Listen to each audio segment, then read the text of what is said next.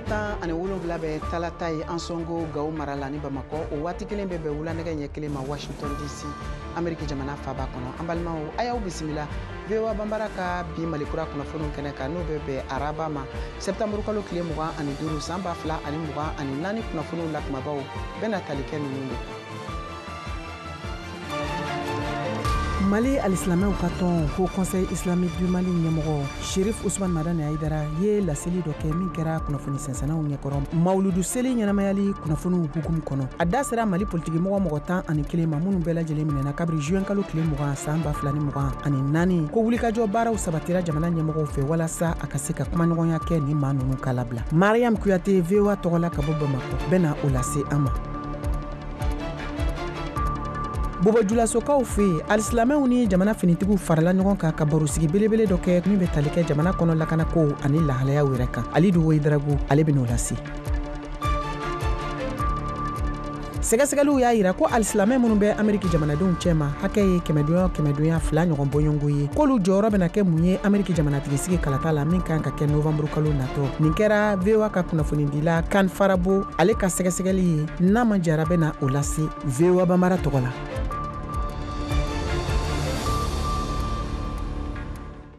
An balimaw an ka foli b'aw ye a y'aw bisimila nin ye VOA Banbara ka Malikura kunnafoniw kɛnɛ sigilen ye.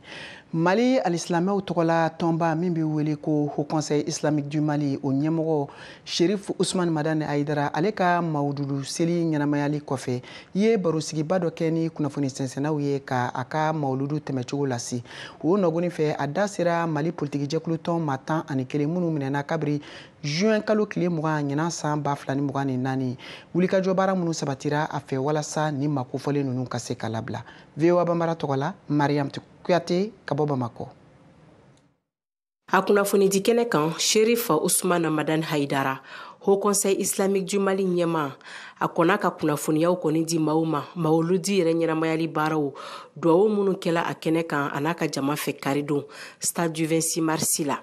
kuma falenfalenw yɛrɛ senfɛ sa ani kunnafonidilaw cɛ Cherif Ousmane Madani Haidara a ye ɲɛfɔli kɛ ka kɛɲɛ ni politiki maa 11 minnu minɛna olu ka bilali okumu kɔnɔ. A y'a yira k'a fɔ ko tiɲɛ don maa caman sera u ma damakasi la ni politiki maa 11 ninnu ka minɛli la minnu bɛ kaso la nin waati in na ko nka k'olu kɔni y'u seko bɛɛ lajɛlen waliya nin ko in na ko in kan ka se yɔrɔ yɔrɔ la ko a ko kɔni sela ye olu bolo ko nka k'olu kɔni dan ye u se ye k'u se ye min ye k'o de ye kuma ye k'olu tɛ juge ye k'u tɛ se ka fosi kɔni yɛlɛma faamaw ka décisionw na ko n'o tɛ ko taama caman kɔni kɛla u fɛ nin ko in na ka kɔn ani kunnafonidilaw yɛrɛ ka ni ɲɔgɔn ye ɲɛ. Cherif Haidara ale ka duwawuta in kɛnɛ kan karidon a da sela binkani min yɛrɛ kɛla Bamakɔ septembre kalo o tile 17 min yɛrɛ senfɛ sa a ye weleweleli mada kɛ ka ɲɛsin jamana marabagaw ma. Mais an b'a fɔ an ka faamaw ye nka hakili b'a yɛrɛ ɲini a ye ko ta a bolo la a ye ko ta a sɛbɛ la a bɛ siran mun ye jamana in mun y'a ci ka kɔrɔ min ka di min ye bɛɛ b'a ta fɔ nka anw ka misiriw kɔnɔ anw ka diinɛ wajulikɛyɔrɔw la dɔwɛrɛ ti fɔ fagali kɔ dɔwɛrɛ ti fɔ joli bi bɔn kɔ dɔwɛrɛ ti fɔ jihadi bi kɛ kɔ aw tulo bɛ nin bɛɛ la n b'a fɔ an ka sɔrɔdasiw ye olu de bɛ fanga na bi fanga ye dɔ bɛ na dɔ bɛ taa ye foyi tɛ se k'o bali foyi u ka u janto fɔtaw la o dama tɛ u ka sɛgɛsɛgɛliw kɛ hali dugu ni dugu Mali kɔnɔ yan mobili jala man ka tɛmɛ n'a ma lajɛ mun b'a kɔnɔ jeni yɛrɛ b'a kɔnɔ i mana mɔgɔw kɛtɔ ye k'u faso janfa nafolo di do alors ni a y'a bɛɛ toléré sini ka jugu bi ye n'a ma wuli k'aw jɔ. K'aw ladɔnniya ko ɲina mawuludi duwawuta kɛnɛ kan min yɛrɛ kɛla karidon stade du 26 mars la Cherif Ousmane Madani Haidara ale sela ka maa 200 ani kɔ de fara ɲɔgɔn kan. Mariam Kuyate ka bɔ Bamakɔ VOA Banbara tɔgɔ la. Sɛgɛsɛgɛliw y'a yira ko kibaruya sɔrɔla kunnafonidila Serge Moutere ale ka lahalayaw kan. Ni kunnafonidila kofɔlen ni Côte d'Ivoire jamanaden don Burkina Faso jamana lakanabagaw olu ka ministriso ɲɛmɔgɔ ye laseli kɛ k'a fɔ k'a tɔgɔ yera wulikajɔ hakilina dɔw la ko min tun b'a fɛ ka basigibaliya la don Burkina Faso jamana kɔnɔna la. Alpha Ka VOA tɔgɔ la ka bɔ Abidjan. Serge Maturin nin kunnafoni dila in nin a tununen do kabini utukalu tile 31 sen yelen bɛ jamana dafiri ko de la Burkina Faso lakana minisiri ka fɔ la. Minisiri in ko kunnafoni dila ye maa jugu dɔ de bisimila ɲaame minnu tun bi fɛ ka taga tiɲɛni kɛ Burkina Faso kɔnɔ, wa ko a ka laɲini tun ye ka o maa masina in dɛmɛ ka bɔ Niger kɔnɔ. O fana kɔfɛ ko nɛgɛjulu sigiyɔrɔma 4 sɔrɔla a bolo min yamaruyalen tɛ siviluw ye n'a bɛ wele téléphone satellite. K'a sɔrɔ dun Abidjan yan a bɛ ɲini ka dɔgɔkun damadɔ bɔ kunnafonidilaw caman ye sɛbɛnw bɔ ko Niger ɲɛmaw ka Serge Mathurin yɔrɔfɔ k'a somɔgɔw haminen don. Juma tɛmɛlen Niger ka lasigidenso min bɛ Abidjan yan ye bataki ci Niger marabagaw ma ɲaame. O min kɔnɔ u k'u haminen don nin tununi ko in na k'a kana to maaw kana tɔɔrɔya ta k'a ɲɛsin Niger tunkarankew ma minnu sigilen bɛ Kodowari. Madame Alfari Sita Sahida ni ale ye Niger diplomate ye yan nɔ ko n'i y'a ye u ye nin kuma in fɔ sabula ja dɔw de bi ka cari bɔlɔlɔw sanfɛ, o min kɔnɔ dɔw bi ka nenini juguw ta k'a tunkarankew sɛgɛrɛ ani Niger yɛrɛ marabagaw Serge Mathurin ka tununi ko la. O de kama diplomate muso in ko a b'a ɲini Niger marabagaw fɛ joona joona u ka fɛrɛ bɛɛ kɛ ka ɲɛfɔli kɛ kunnafoni dila in tununi ko la walasa Nigerka minnu sigilen bɛ Kodowari yan kana tiɲɛniw sɔrɔ n'a fɔ min kɛra san 2021 tɛmɛnen ni ja dɔw kama maa dɔw binna Niger tunkarankew kan ni k'u bolofɛnw tiɲɛ ka joginniw caman kɛ wa hali sayata yɛrɛ bɔra a la. Ni bataki in de kɔfɛ faamuyali sɔrɔla kunun su kunnafoni dila in ka tununi ko kan, nga kabini nin koɲɛ in daminɛna Kodowari marabagaw ma u kan bɔ fɔlɔ. Alpha Ka, Abidjan, VOA Bambara tɔgɔ la. Burkina Faso an bɛ taa Bobo Julaso ni y'a tile damadɔ ye u ka alisilamɛw ni jamana kunnafoni dilaw ani ka fara lakanabagaw kan i ye barosigiba dɔ kɛ min bɛ tali kɛ lakanako kun kan Burkina Faso jamana kɔnɔna la. VOA Bambara tɔgɔ la Alidu Wedrago ale tun b'o kɛnɛ kan ka bɔ Bobo Julaso.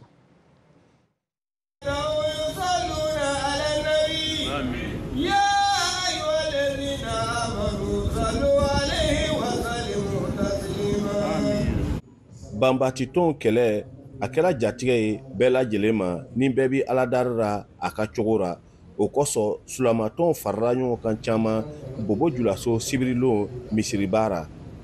Olu ye weleli la sɔrasi ɲɛmɔgɔw ma kana kuma n'o ye ka se ka faamuyali kɛ. Sɔrasiw ye kuma ta min Lasane Korogo ye commandant lo Bobo Julaso. Je suis convaincu que la vérité triomphe toujours. Tiɲɛ o le bɛ laban wagati bɛɛ lajɛlen na. Sɔrasiw ale ni jamanadenw bɛɛ lajɛlen ka wuli ka jɔ n'o ka jiraja a n'o ka kɔnɔnangɛya olu bɛ se ka an bɔ nin kɔlɔlɔ nin kɔnɔ. N'i y'a ye ko a mɛnna kɛnɛ ma olu kɔnɔden olu bɔra n'a ye. Parce que si ça sort de la maison, l'information a été prise par quelqu'un de la maison pour amener dehors. Hamad Sanogo, Bobo Julaso silamɛya tɔnba ɲɛmɔgɔ ale ye weleli la Mali, Burkina ani Niger ye. Niger ni Mali ni Burkina a b'a la an ka kɛlɛ ni fana a bɔra kɛlɛ gansan na. A kɛra diɲɛ ka kɛlɛ de ye. Diɲɛ ka kɛlɛ lo pourquoi? Parce que mɔgɔ mun bɔra jamanajanw bɛɛ da donna kɛlɛ in na. Kɛlɛ mun bi kɛra fɔ Ukraine ani Russie jamana na o kɛlɛ impact bɛɛ b'an kan.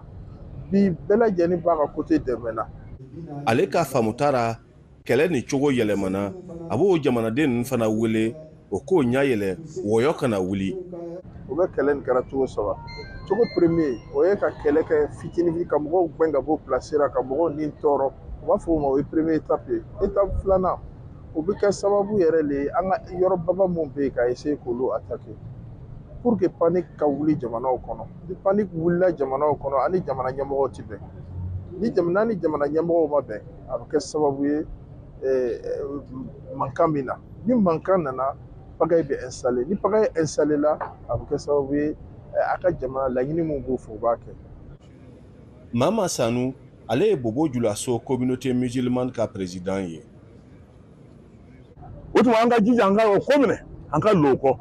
k'an kɔnɔna gwɛ ka sɔn ɲɔgɔn ye ka diya ɲɔgɔn ye an kana ka jamana feere dɔrɔmɛ 2 nɔfɛ dɔ ka taa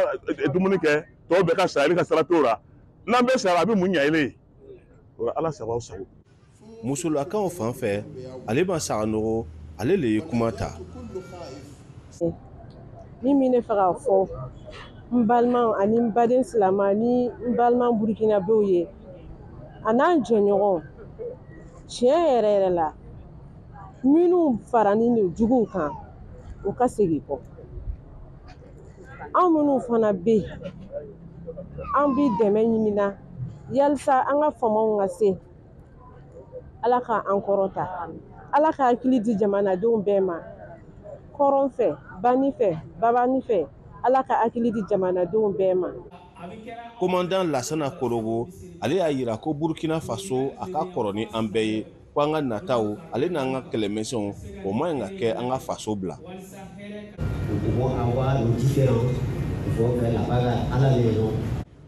Faranfarani bɛ se ka kɛ an ni ɲɔgɔn cɛ an bɛ se ka kɛlɛ yɛrɛ so nka ni a sera jamana ko ma an ka ɲi ka fara ɲɔgɔn kan. Sɔrasiw ani silamɛ jɛnkulu o ye Burkina bɛɛ wele bɛɛ k'i niyɔrɔ bin bon. Halidu Wedraogo, VOA Bambara tɔgɔra Bobo Julaso. Nin bɛna an don an ka jɛmukan tako filanan hukumu kɔnɔ an b'a ɲini aw fɛ aw ka to an ka radio fiɲɛ siraw ani jabaraniso kan aw kan bɛɛ sɔnni. Dans des foules B, votre nouvelle émission tous les vendredis de 16h30 à 17h temps universel sur VOA Full Day. Dans des foules B braque ses projecteurs sur les jeunes, leurs ambitions, leurs projets, leurs défis. Dans des foules B, c'est aussi la vie de la communauté Peul, sa culture, son identité, sa résilience et son avenir dans un monde qui change. Restez connectés et découvrez toutes les facettes de cette vaste communauté, riche par sa diversité. Dans des foules B en FM, ondes courtes, sur la fréquence des 7630 kHz, sur nos réseaux sociaux et à travers nos stations partenaires en Afrique. Dans des foules B de 16h30 à 17h temps universel sur VOA Full Day.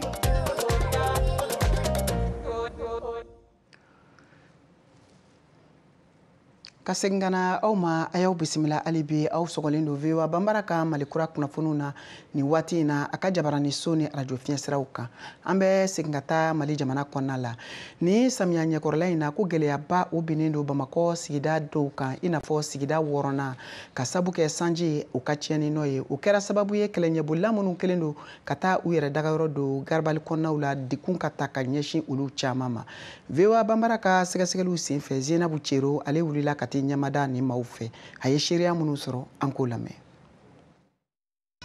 Dɔw b'a fɔ ko ni san nana nɛɛma bɛ kɛ nka falajɛ kɛlɛɲɛbolila minnu sigiyɔrɔ bɛnnen don yen ma Bamako olu ta tɛ o ye. Mawulud Umar Diko ale ye ni maa kofɔlen ninnu ka ɲɛmɔgɔ ye falajɛ. Bi bina an ka mɔgɔ ninnu samiya wagati sɛgɛn b'u la yɛrɛ de surtout samiya wagati dɔw bɛ hali olu ka balo ka gɛlɛ olu ma. Dɔw bɛ taa kawusu plastique ramasser dɔw bɛ taa bu ɲini ka nana ka feere ka balo ɲini n'a san nana ko an tɛ siran ji tiɲɛli kama ayi o kun tɛ mais an bɛ siran an ka so ninnu n'a mana t'a la. Ka fara so kan ji bɛ don minnu fantan naani bɛɛ lajɛlen na ni san nana ni yɔrɔ kofɔlen na samiya waati i b'a ye k'a fɔ sumaya banaw olu bɛ caya yen nɔ. Abdulayi Ongoiba ale ye dutigi ye. Gɛlɛya min bɛ yen vraiment a soso fanga ka bon a bana ka ca tuma bɛɛ an bɛ denmisɛnnin ninnu ta ka taa furakɛ dɔgɔtɔrɔso la. Ni samiya in kɔnɔna na ne ka musomani 3 o bɛɛ taara sɔrɔmu don soso fɛ. O taara o ko foyi tɛ soso kɔ hali ni o don dɔrɔn a bɔra dɔgɔtɔrɔso la. Tuma dɔ la an bɛ sanke sɔrɔ tuma dɔ la an tɛ sanke sɔrɔ a gɛlɛya bɛ an kan vraiment. Samiya kɔlɔlɔw ka olu fara fantanyabaw kan fɛn min ye musolakaw ye i b'a ye k'a fɔ olu de bɛ sɛgɛn kosɛbɛ ni yɔrɔ kofɔlen na ni gwatigimuso ninnu ka yeta la waliya ninnu sababuya bɛ tali kɛ jinɔgɔw sigili la u ka kan kɔnɔna na ale ni saniya matarafabaliyaw. Ban kan yɔrɔ in fana saniyalen tɛ kosɛbɛ ana nyinga yoro na fembe akon de gumba ankangon ine deun kele murore kumala were sanjire dem sunu betulanga yoro nogole na sumay na kele ngon far mandala ina fo Fatumata ukacha musula kaula minu yerebe ni ngeleya nunun ko fo Maimuna Kulibali ale fana bi nyefoli kanye atawla nere bakun joli flex sanga ne wati mura binila sanna na ne be kerema kele ne be sokona abe yo kele ni parce que ni be sokona jibedu ni be kerema fana yo kele nere ko ni sega ngane ka den ko ni masege nere ko kuma be ko no dibini mura binila kasabu ke jiko ni yoro nyumante ne bulu ay am fana fe choko mina dumini ko geleya al nyegen ko sala kana ka yoro nyuma abina fe docteur son ka fara kele nyebollaw kan jamana marabago ya yira ka foko u kelendo ka wuli ka jow sabati ina fo la dala kulaw ba ke cugumina wala sa ka se ka malden bela jelin lafiya ikera malden sugo suye wa ibora fanfa meri bula soro meri ka partenaire de nofe o partenaire no o bi ba fo ONG munu bena banyimanke to munu bena fa donc olu be fe ka gere déplacer nuna bon généralement nous be gere wala fuka sira soro nous be do sira mfe o sira no o e sira telema mairie donc o be teme en fait pour que se kula so o ONG no chamambe o bu deme baram seni do be ko se ko kuye wala so be se ku yere balu donc o baram senu be se ga ke jako msenu ye o be se ga ke sanuya ta konnay ka mana forko no ou bien mana no ko utomo ko kuje akla kala ban ko fere izintiwuma donc mairie nous be ñon soro de la le gouvernement fene be deme ko wiye souvent gouvernement be teme mairie fait pour que se kula soro hakil na jigina ni kele nyabulla nunu sigero benendo Bamako falaje yoro mima femiye bamaganchiya wale o kera yenno de atekle dama dobo mi nyere kera wiliga jo chamani ayoro ko foleina katemeni o waliya nunu ye femiye ni kele nyabulla nunu ye olube wele bla banymanke toma jamana marabago fuata se mangani anyumantigi weroma ukaseku deme kani samia ila teme alini ka ulakana Seina Buchiru vewa Bamara Togola kabo Bamako. Ka tɛmɛni kunnafoniw ye an bɛ taa diɲɛ fan wɛrɛw fɛ Israel jamana ani Palestine ka kɛlɛ min bɛ sen na Hezbollah ye mugujugu ci bi araba sɔgɔmada fɛ ka taa Tel Aviv o marabolo fanfɛlaw ma i n'a fɔ Israel jamana finitigiw ye a kunnafoni lase cogo min na u y'a lase o senfɛ k'a fɔ ko nin kɛra siɲɛ fɔlɔ ye u ka nin mugujugu sugu ci ka taa u ka jamana dugukolo fanfɛyɔrɔw ma nin kulukofalen min ni a bɛ wele ko mouvement islamique au Liban ni u ka wulikajɔw bɛnnen don kɔkɔrɔmadonni ma ka taa Palestine fanfɛ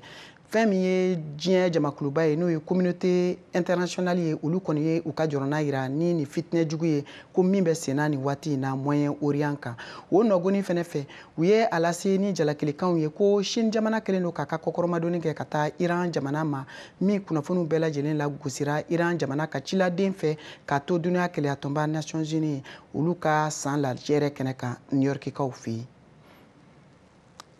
Ka to kunnafoniw hukumu kɔnɔ hali bi an bɛna Ameriki jamana kan yan sɛgɛsɛgɛliw y'a yira k'a fɔ Ameriki jamanadenw cɛma alisilamɛ minnu bɛ yen kɛmɛdonya o kɛmɛdonya ko o hakɛ ye 2 ɲɔgɔn ye wa olu jɔyɔrɔ k'o bɛna kɛ mun de ye Ameriki ka jamanatigisigi kalata la min kan ka kɛ novembre kalo natɔ san 2024 nin kɛra VOA ka kunnafonidila min bɛ wele ko Kan Farabo ale ka laseliw ye n'a man jara ale b'a bayɛlɛma bamanankan na. Chicago dugu la Illinois mara kɔnɔ kin minnu ni dugukɔnɔnaw ka jan n'u bɛ wele banlieue i n'a fɔ Bridgeville ni dɔw b'a wele Palestine fitini yen kaba feerelikɛ yɔrɔ la kafe dɔ bɛ feere Ameriki jamanadenw ma a ma deli ka dɛsɛ hali dɔn kelen o buruju bɛ bɔ Palestine jamana de la Dina Otman ye wotekɛla dɔ ye Illinois n'aw taara yɔrɔ yɔrɔ la kinw kɔnɔ mɔgɔw fanba ye silamɛw de ye Dina Otman ye karamɔgɔ ye silamɛw ka lakɔliso la Chicago tuma bɛɛ a bɛ kaba kafe feereli kɛ yɔrɔ la a ka laɲini ye fɛn min ye nin kalata in na États-Unis o de ye Israel ni Hamas kɛlɛ in ka ban kɛlɛ in sɔrɔla Hamas ka binkani wale de kosɔn Israel kan salon o senfɛ mɔgɔ 1,200 sara ani mɔgɔ 250 minɛna Hamas fɛ o kɛlen kɔfɛ Israel fana wulila Hamas kama ka mɔgɔ 41 ni ko faga Palestine jamanadenw na kabini kɛlɛ in daminɛna walasa ne ka wote mɔgɔ fagali min bɛ sen na kɛlɛ in kosɔn a ka kan dan ka sigi wala caman be silamiw la Chicago dina Ottoman ka hakilina in de b'u bɛɛ la n'o ye Israël ni Hamas ka kɛlɛ in ka ban. Le comté de Cook dugu la Illinois mara kɔnɔ Palestine jamanadenw ka ca yen de ka tɛmɛ États-Unis yɔrɔ bɛɛ kan. Silamiw minnu be balo yen o hakɛ bɛ taa mɔgɔ 475 la. O kɔrɔ Ameriki jamanadenw na o silamiw 100 sarala u ka ca ni mɔgɔ 3 ye. Tabita bolila kalanfa do politiki siratigɛ la Northwestern sanfɛ kalanso la. U man ca Illinois mara kɔnɔ wa u bɛ sɔn ka wote démocratiw ye. Professeur Tabita bolila ko fana silamiw jɔyɔrɔ ka bon nin kalata in na maraw dɔ kɔnɔ États-Unis. Illinois mara kɔnɔ silamiw jɔyɔrɔ ka bon kalata in na nga Michigan mara silamiw hakɛ ye 200 ɲɔgɔnna de ye. Kalataw tɛmɛnenw na républicains ni démocratiw danfara min donna u cɛ o hakɛ ye mɔgɔ 150 ye. Sisan ni mɔgɔ 200 in k'u tɛna wote démocratiw ye wa u ka fanga bɛ sɔn ka dɔgɔya Michigan mara kɔnɔ. Michigankaw de bɛ mugu pɛrɛntaw kɔlɔlɔw dɔn n'u san nafolo bɔra Amerika.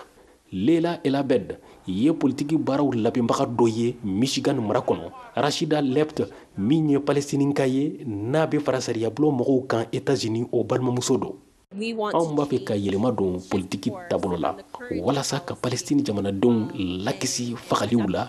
ani ka gɛlɛya bɔ u kan. Michigan silamiw dɔrɔn tɛ silamiw bɛ maraw kɔnɔ États-Unis a bɛɛ de sen b'a la.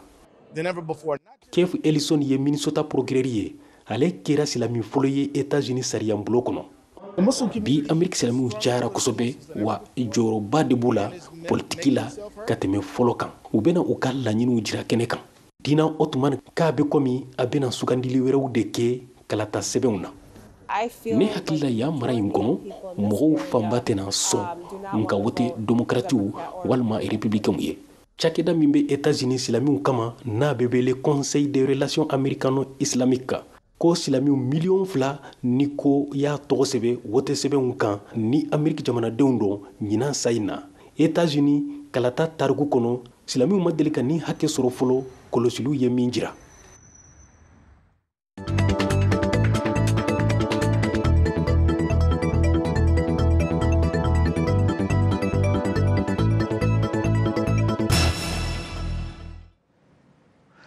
Duniya keleya tɔnba Nations Unies ka san ladala lajɛrɛ belebele min bɛ wele ko session n'o ye assemblée générale ye o ta ko 79 daminɛna kabiri septembre kalo tile 10 New York kaw fɛ kunu tarata Nigeria jamana bɔra ka kuma a ka laseliw senfɛ ye laɲini kɛ ka taa ONU ma k'a fɔ ko ka fɛɛrɛw ni sirakuraw dayɛlɛ u ye cogo min na olu bɛ se ka u sen don u ka jamana yɛrɛ sariya taabolo la.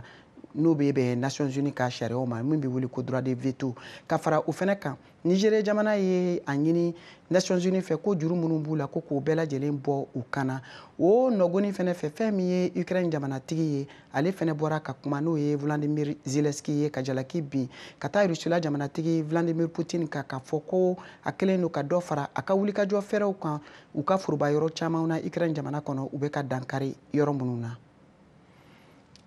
Seko ni dɔnko nasiraw fɛ Mali jamana kɔnɔ kɔlɔn kɛrɛnkɛrɛnnen dɔ yelen don Mali kɔnɔna la Mande min bɛ wele ko kɔlɔn ni a bɛ wele ko Tabu ni a bɛ u ka marabolo kɔnɔ yɔrɔ min ye Tabu ye Sibi fanfɛyɔrɔw la kilomɛtiri 7 ni kɔlɔn kofɔlen min sigira sen kan ko kabiri Sunjata ani Sumaworo cɛ kɛlɛ waatiw yɔrɔ kɛlen don yɔrɔ kɔrɔ belebele bi min lakodɔnnen don tariku kɔnɔ ni a kɛlen don maaw ka filɛli fɛn an'u ka taama yɔrɔ kɛrɛnkɛrɛnnenw ye. VOA Bambara ka sɛgɛsɛgɛliw senfɛ Mokhtar Bari ani Benabe olu wulila ka taa u ɲɛda ni yɔrɔ kɔrɔ in kan ni ka tariku bɔ an k'o lamɛn. Sibi naani Bamakɔ cɛ bɛ taa kilomɛtiri 50 bɔɲɔnko la kabini san bayirika ale lakodɔnnen don n'a ka kokɔrɔw ani yɔrɔkɔrɔw ye Empire du Mali kɔnɔna na o yɔrɔkɔrɔw cɛla Tabu kɔlɔn kɛlen don ka jɔyɔrɔba de fa sabula o kɔlɔn in kunna Sunjata Keyita Sumaworo Kante fo ka taa se kɛlɛkɛcɛ wɛrɛw ma Empire du Mali kɔnɔna na olu ka n'u jɔ ni k'u kale i n'a fɔ an ka ɲɛbilabaga Dagaba Tarawele b'a ɲɛfɔ cogo min na. O kɛlɛ fɔlɔ kɛlɛ Tabu ka kalili kɛ yɔrɔ min na n b'o o kalili yɔrɔ le la donso minnu n'a sigi donso kɛ 12 donso kuntigi tɔgɔ ko Fakome ba tɔgɔ ko Ɲagale. O donso minnu n'a dugu min sigi a diyali ye donso dugu tabu a ma diya ye donso dugu tabu. O kalili kɛlen kɔlɔnda min na o kalili yɔrɔ an filɛ o le dala ni n'a fɔlɔ ma ko dugudenw ni min kɔlɔn n'a fɔlɔ ma ko Pi Sacré. Dɔgɔkun kuncɛw la sanfɛ kalandenw ani duguma kalandenw fo ka taa se mɔgɔ wɛrɛ caman ma olu bɛ tagama ka don Mande kɔnɔna na ka taa kokɔrɔw ani yɔrɔkɔrɔw ni k'olu lajɛ olu cɛla Kamajan fo ka taa se Jejeni o jisuru yɔrɔw ma. N ye fɛn caman faamuya nin yɔrɔ in lajɛli senfɛ n kun tɛ fɛn caman dɔn a la i n'a fɔ Mande kokɔrɔw ani u ye fɛn caman wɛrɛw yira n na min bɛ Sunjata ka tariku kan.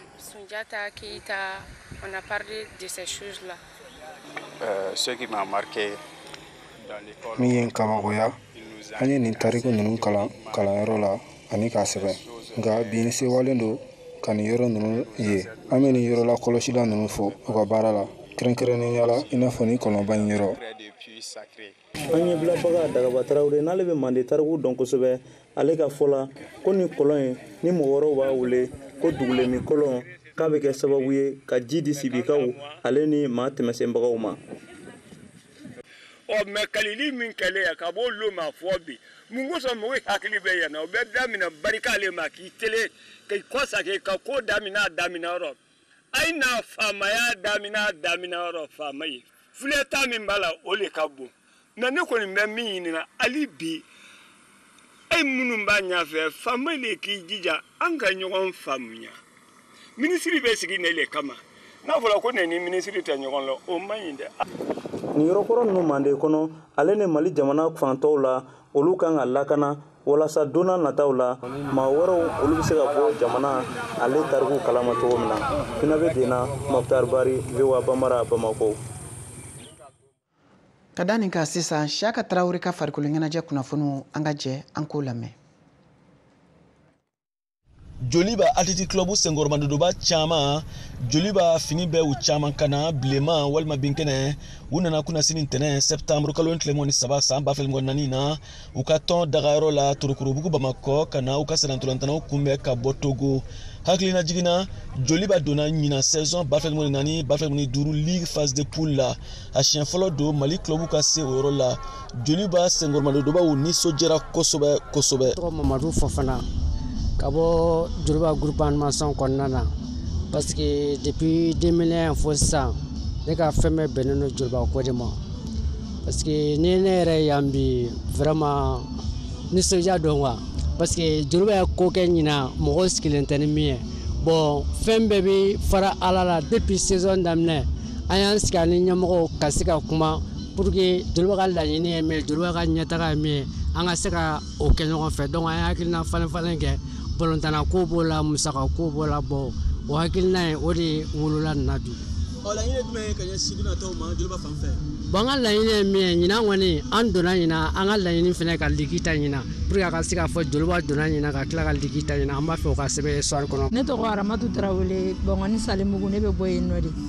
Joliba ye ne ka club de ye parce que ne wolola Joliba kɔnɔ ka mɔ Joliba kɔnɔ ne ka musokɔrɔba ye Joliba 100% hali sisan dɛsɛlen filɛ an nanen filɛ n'a ye nin an nisɔndiyalen ba de don an wasalen ba de don an bɛ Ala de deli yarabi Ala halisa Ala ka sankɔrɔta da an ma ka yɛrɛ an san yɛrɛ kɔrɔ quoi halisa Ala ka an wasa kosɛbɛ. Ne ka fini bɛɛ bilenman ne ka fɛn bɛɛ ye bilenman ye ne ka fɛn bɛɛ ye bilenman ye parce que o de ka di ne ye an fɛ hali bɔlini bilenman de b'an fɛ yen an ka bɔlini an bɛ kafe min bɔlini min na rouge de don. Ne tɔgɔ Siri Kamara vraiment Jeliba ka nin gagne vraiment n'o kama diya n ye nkalon tigɛ a diyara fo ka nisɔndiya ka dama tɛmɛ depuis sura depuis kunu fo bi. Ne tɔgɔ Abdulatif Keita ka bɔ Torokorobugu n content n'o bi kɛrɛnkɛrɛnnenya ka sababu kɛ min ye Joliba ATT Club de Bamako a bɔra ka ko kɛ ko min n'a ɲɔgɔn ma deli ka kɛ Mali kɔnɔ. O tɛmɛnen kɔfɛ an bɛ supporters bɛɛ lajɛlen fɔ k'u waleɲuman dɔn depuis match aller fo retour u y'u cɛsiri fo ka taa se joueurs ma u bɛɛ lajɛlen wulikajɔ bonya walasa Joliba bɛ se ka na ni nisɔndiya ye cogo min na faso kɔnɔna na. Labɛnniw de bɛna kurakuraya sisan ka phase de poule ɲɔgɔndanw makɔnɔ VOA Bambara tɔgɔ la Bamakɔ Siyaka Tarawele ka laseli don.